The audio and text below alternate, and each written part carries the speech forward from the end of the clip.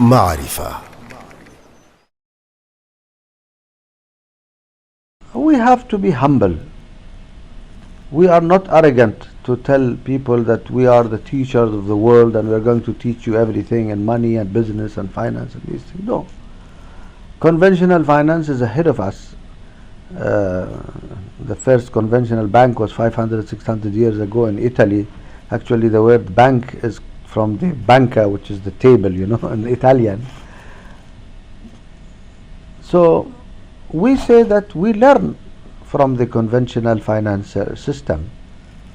We learn a lot from their teachings, from their writings, from their books, from their experiences. But at the same time, we are telling them that we also humbly have some contribution. And our contribution, we are saying, don't gamble with your money, don't gamble with your wealth, invest in what is good to the society, leave alone bad activities, alcohol, pornography, tobacco, weapons, and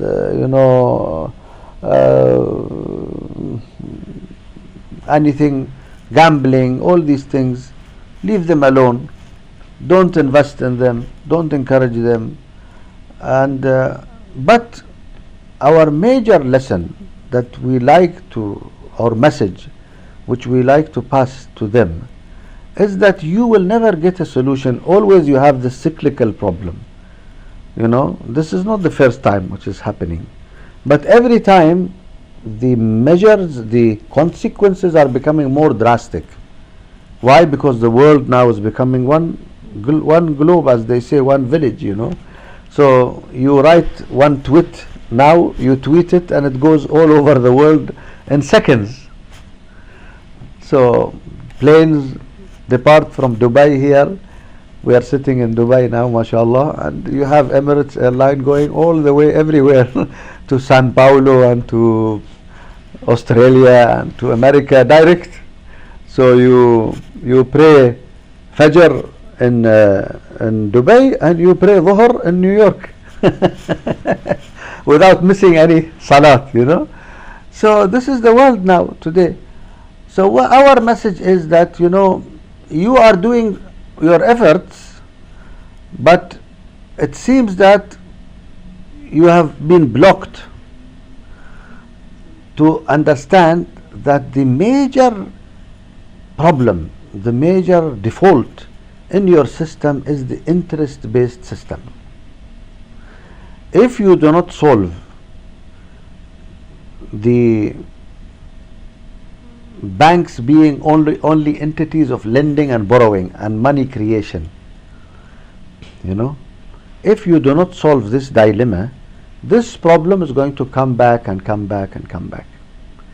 We have to find, and now actually after the LIBOR scandal, now people are talking about why don't we find out a benchmark which is not driven by banks writing the rate of what physical commodities or something. There are people are talking. This is what we have been saying for a long time, and and me personally, I have been encouraging students and researchers and universities, and I told them, please find us something which is better than this LIBOR, but until you bring something which is better, we are stuck with it, So I think that this is our message.